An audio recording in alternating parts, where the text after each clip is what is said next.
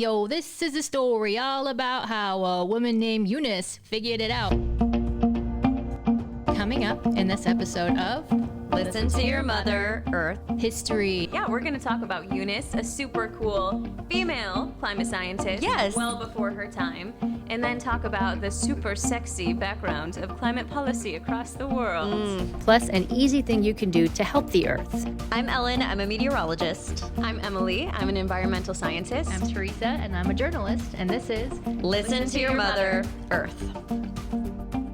We hear all about climate change right now, and we think it's kind of like this new problem. But Eunice figured out how to measure a lot of the things that we look at for climate change in the 1800s, the early 1800s. And obviously we've made a ton of scientific discovery since then, but it goes back to when scientists were researching the gases that make up the Earth's atmosphere and how lowering or raising the concentration of those gases in our atmosphere could influence global temperature. So people were onto things early, and then we just started kind of honing in on that scientific argument. We were still using horses, but they could That's figure crazy. this out. I'm amazed at. I love it. I feel like for all those people that thought like, well, it's just like coming up nowadays, it's a big conspiracy. It's like, no, actually, if we step back, like Emily is going to for us, you can see it in the books. Absolutely. So just wanted to start out with a shout out to a very special lady who we were just mentioning, but her name is Eunice Newton Foote.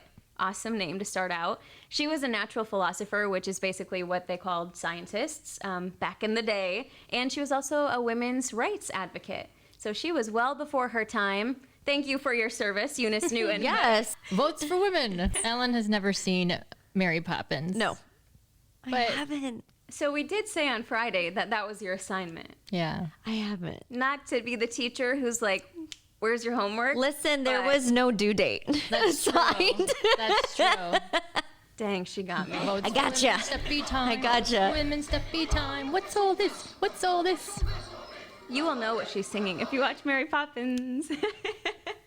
It's so good. Votes for Eunice, anyway. Votes for Eunice. So yeah, Eunice was one of the first to conduct experiments on how different gases interact with the sun's rays, specifically carbon dioxide. She wrote this great paper. It was presented at a scientific conference in the 1860s, and it was read by a man because they didn't want her to read her work at this conference. Which, like, to put it in context, makes total sense because they were like not big on women. Exactly. But Not- like not it's for science so anyway. oh my, not for science. Maybe for some other things, but So But like how humiliating I know. in our day and age too. Like Yeah. just gosh. It's bananas, but anyway, she was just conducting those early experiments, made a lot of great discoveries. There's a man named John Tyndall who came around a few years later and did similar research and, you know, also made great discoveries. So I don't want to diminish what he did by any means, but he has schools named after him. And, you know, there was Miss Eunice Newton Foote just a few years before who was doing the same kind of thing and kind of gets swept under the rug. Yeah. So shout out to the ladies. Yes, We go appreciate Eunice. her work, yeah. is she related to Newton, Isaac Newton? I think there is a distance relation. She figures out how to measure some of these things. Yep. And then what happens? A few And then years what? later, so this is in the late 1800s, and I just thought this point was funny. There's a guy named Svante Arrhenius who came around. First Great of all, name. Great name. Savante Arrhenius. Yes, that's a good one. And he was investigating what varying amounts of CO2 would do to global temperatures. But I just thought this was interesting because he was from Scandinavia. And so he lived in obviously a very cold climate. And he has a paper that he put out, and there's a quote in it that's like, if we increase CO2, we're going to have years of better climate. And basically, like, things might be a little bit better because he For lived me. in a very cold place. Yes, so- Forget the global view. Yes, he didn't, you know, there wasn't full understanding on all the impacts that could take place if global temperatures were raised. But for him, he was like, nice. might not He be might so not bad. feel All that for if it. he was alive today. Yes, Right. absolutely. There Right. was just that one quote in that one paper. Where If he you're said, interested climate. in hearing about why that's not a good thing, we'll refer you back to episodes 1 and 2. So that was the late 1800s, and then by the 1950s, this was kind of gaining more traction, and Time magazine actually published an article titled One Big Greenhouse, and that was about the greenhouse effect and how burning fossil fuels, basically what it would do to our planet. But the director of the Scripps Institute of Oceanography was quoted in that article, and he said that fossil fuels, burning them could have a, quote, violent effect on Earth's climate in the future. So we're kind of starting to realize that this might not be so good. But even at that point, they were kind of thinking, let's watch, let's monitor. We don't need to act right now, but yeah, this could become a problem later. Interesting too is it was like a Time magazine publication. So it wasn't just like a report that got slid into the White House and like some officials saw it. Like this was released to the public. Yes. Interesting. Yeah, so at that point, the public's starting to get involved. We knew this was something to watch, but at that time, we still really didn't have a great way to actually monitor atmospheric CO2. So you could do lab tests, and pump CO2 in a mason jar. I'm sure they had more scientific lab tests than that, but you can monitor it in a lab setting, but actual atmospheric CO2, there wasn't a great way to measure it. So at that point, this man named Charles David Keeling came in the picture.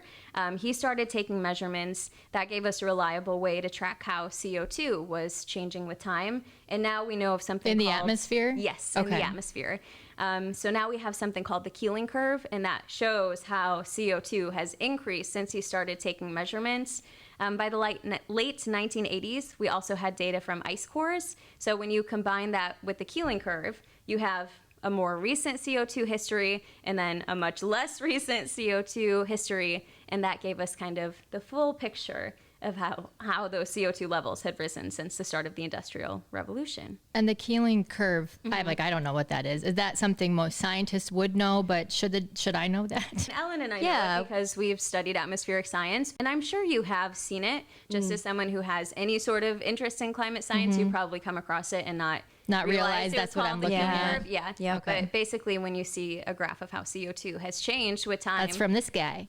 And by the late 1980s, a man named James Hansen came around. He was a NASA scientist, and he testified before Congress. Oh my gosh, that's exactly what I was thinking too. Do it all. And I was like, it had to be in the 90s. Like, it was like the Hansen brothers? the decade of the Hansens. Yeah. I knew the song, but I wasn't getting the Hansen connection. Oh, that's... Maybe he was also just part of a band in his time when he wasn't working at NASA. I just think it was a good decade for the Hansens. Yeah. We love you, James Hansen. He testified before Congress, and he said he was 99% sure that the observed warming trend was not natural, and it was caused by humans releasing CO2 into the atmosphere. So this is what I really love, like even just listening to these stepping stones of science, is that they're all pointing in the same direction. Mm-hmm. So we're having new decades, new technology, rapidly developing technology, and it just keeps building on this hypothesis that's like, hey, CO2 might be an issue here. Oh, it is an issue here. Oh no, it could be a big issue here. And everyone except for those in Sweden are against it. I'm just kidding. We have all this great information.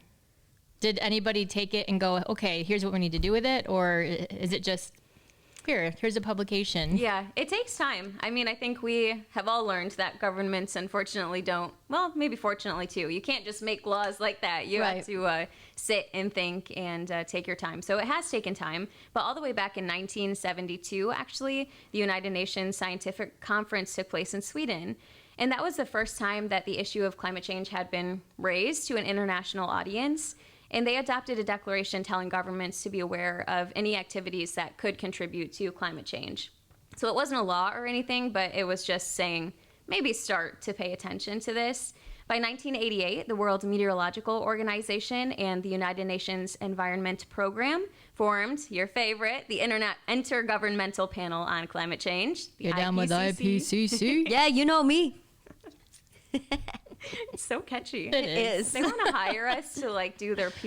They might need to, because I didn't know what it was before we started talking about it. Well, they are Now I tasked do. with very important work. They have to discover and communicate our knowledge of climate change, talk about how climate change impacts society and the economy, how we could potentially respond to climate change. So they release reports. They kind of give us the science. They were formed in 1988, and their first report was released in 1990. So again, that's available to the general public, and that was one of the first times that people could delve into it themselves and say, what the heck is going on here? So the IPCC came around, and then in 1994, the first actual international treaty came to be, and that is the United Nations Framework Convention on Climate Change, or just because it's a little bit of a mouthful, we can also call it the UNFCCC, which is only slightly less of a mouthful. Yeah, I love it. A little bit, yeah.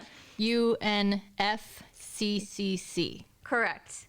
CCC. Yeah. 3 To C's. see what they could. CCC. Exactly. The UN went to. So that was the first international agreement to address climate change. And basically, in this, countries agreed to stabilize atmospheric concentrations of greenhouse gases, and that was to prevent anthropogenic climate change, which means human-caused. Anthropogenic. Yep. Anthropogenic Means a vocab human lesson. caused. Yes. So like that fancy store is just called humans, essentially. Oh, anthropology. Yeah. Is it the study of humans? It's a study, but still If you'd helpful. like to study humans and spend a lot of money, Man, they have good smelling candles they there. do. Cute throw pillows, dishes. Got a lot of good stuff for humans. The countries who are part of the UNFCCC are known as parties, and the Conference of Parties meets every year to assess their progress. So if you've heard of COP21 or those yearly conferences that take place, that stands for Conference of Parties, and that refers to the countries that are part of this treaty. A good way, I think we hear COP21 or whatever COP they're on all the time, and you don't really know what that means, but it's basically just those countries involved. Not law enforcement officers. All I Yes. think of is the TV show Cops. They're all just descending boys, upon bad a country. So it gets a little technical here, but parties in the UNFCCC are categorized as Annex 1, Annex 2, and developing countries. It just refers to industrialized countries and economies in transition for Annex 1. And then Annex 2 is developed countries which have to pay for the costs of developing countries. Does this just like help to almost put more responsibility on the developed countries by Yes. segmenting it out this way? And that's the thing about the UNFCCC is that they do put the responsibility on those industrialized countries because their idea with that is that those are the countries that are and have been emitting the most greenhouse gases. It reminds me of like, have you guys ever been out to a group dinner and like you're poor?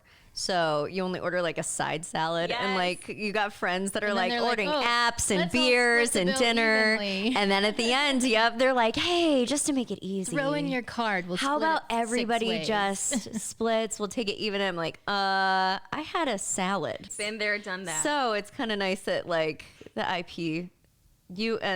FCCC decided that they're going to put more responsibility on the people that consumed more. Yeah, 'Cause that's just absolutely. like good principles. And if you've It's ever, nice. It's nice for the countries that ordered a salad, but it's probably not. But that it's fair, I think. Desirable for the countries who ordered the steak. right, but I think it's more fair in general. Yeah. It's because like, interesting. yeah, I don't know. Maybe it's just because I'm from a salad perspective.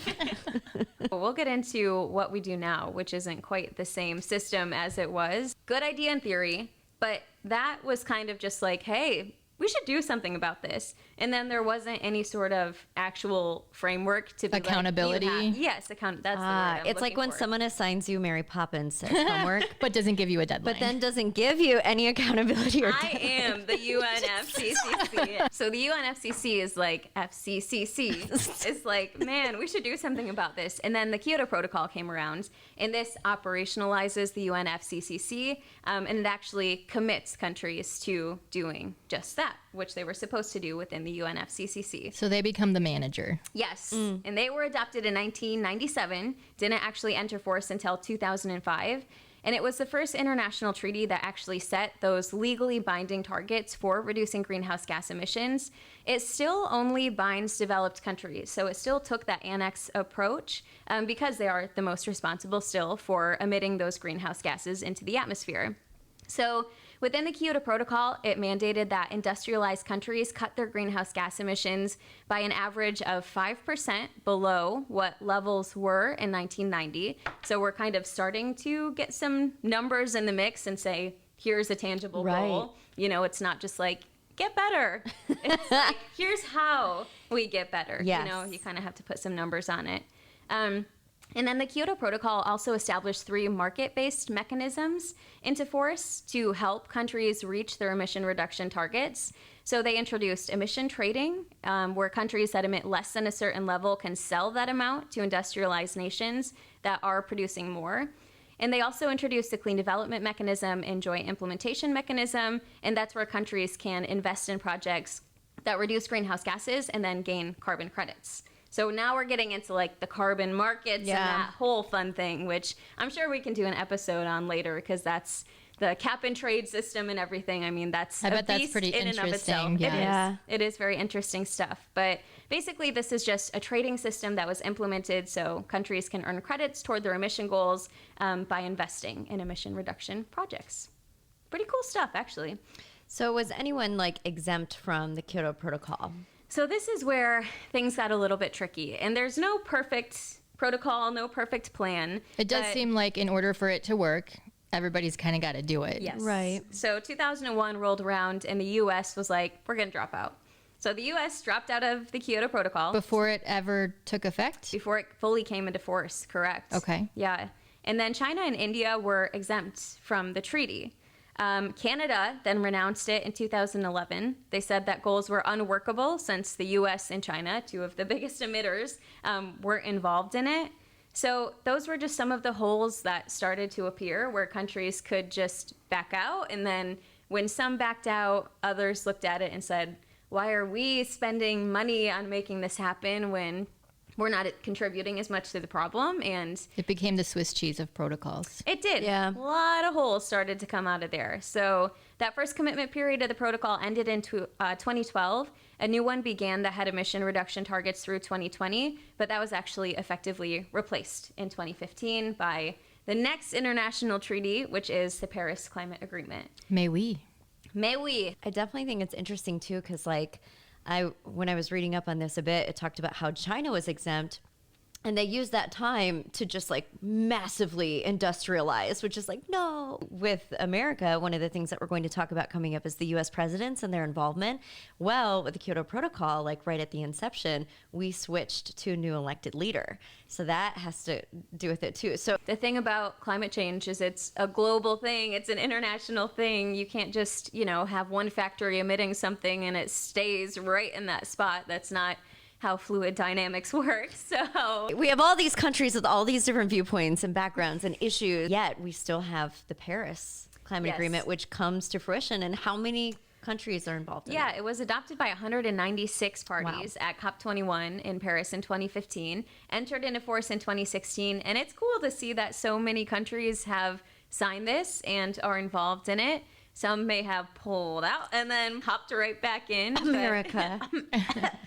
But we are back in it now. And yeah, originally was 196 parties. So the Paris Climate Agreement is also under the UNFCCC, and it's another legally binding international treaty to combat climate change, but it gets rid of the annex approach, and that's the biggest difference. So before, like we were saying, the developed countries had that financial Salad. responsibility. Yep. So this agreement more recognizes that climate change is a fully international problem, and it's going to take everyone to fix that. So it called on all countries to set emission targets, not just the industrialized countries. We also start to put some more numbers on it at this point. So the goal is to keep the increase in global average temperature to well below 2 degrees Celsius, which is 3.6 degrees Fahrenheit for those of us in the United States, above pre-industrial levels, and then to try to limit the temperature increase to 1.5 degrees above pre-industrial levels. Which is 2.7 degrees Fahrenheit. I think Yes. that's what we said, Yeah. Math, science. And that doesn't sound like a lot, especially if you come from a climate that fluctuates a lot. Like we live in Michigan, and so it's like 2.7, that means nothing, But one of our favorite analogies, I think, is thinking about a fever. And like if you come down with a fever or your child comes down with a fever, even when they start getting towards 100, like they're experiencing symptoms. I like that it directly goes into the increase of extremes, because I feel like when you have a fever, you're like chills, now fever, now like Hot, it's cold like flashes. yeah, just like super inconsistent. And so it's interesting that our Earth is almost the same way. Like with every single degree that we're blanket warming, we're seeing so much more variability and volatility. So to meet these goals, parties in the Paris Climate Agreement have to submit NDCs, or nationally determined contributions, and that's basically where they communicate what they'll do to reduce greenhouse gas emissions and reach the goals of the Paris Climate Agreement. And they also say what actions they'll take to adapt to climate change impacts. So this would be another interesting episode in the future, is adaptation versus mitigation. You know, at what point do you say we mitigate? At what point do you say this is happening, we have to adapt? But they do have to say what they'll do to adapt to climate change impacts, just to account for what's already happening. Like, at what point do you move to Canada? Yeah. Yeah, That that sort is of kind thing. of the question. Like, Canada's like, no thanks. We're good. Stay there. Please no. And the Paris Climate Agreement does keep people accountable. Each country has to be reviewed every 5 years to see how they're doing. And even though they abandoned the annex approach in this agreement, financial assistance is still provided to developing countries to help them mitigate and adapt and then strengthen resilience. So not just completely left hanging, but it doesn't put as much of the burden on those countries that emit a lot of greenhouse gases. Again, still just a little bit more fair. Yes. Just looking at it and making Yeah. sure. Yeah. But overall, Paris Climate Agreement is the beginning of a shift toward net zero emissions, and this is the agreement that we are currently under. So this is our operating standard at the moment. You know, I'm sure 10 years from now we'll have new agreements to talk about, but this is what we're working with right now. And yeah, like we said before, climate policy isn't, you know, the most fun topic, although I had a good time researching it. I think it's interesting, but it's good to talk about, good to know what other countries are doing. Yeah. And we'll be talking about what the United States is doing specifically in an episode coming up. Ellen is going to go all presidential on us. Yep. Bum, bum, ba-dum, bum, ba-dum, ba-dum, ba-dum, bum. Which is also interesting, but I feel like this hopefully is going to be interesting to people that aren't just into science or politics, because it really does impact our day to day quite a bit. That is so interesting. But- And how Eunice definitely has not gotten her due. Nope. Go Eunice. Go Eunice. We It's a love podcast. you, Eunice. So how can we make our mother proud this week?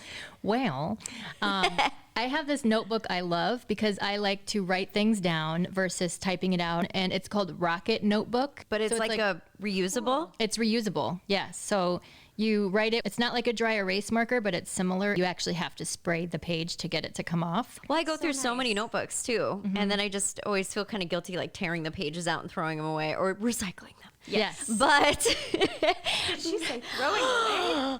But what's even better than recycling? just Not using the using it at all. material in the Absolutely. first place. Yeah. See you next time on listen to your mother, Earth.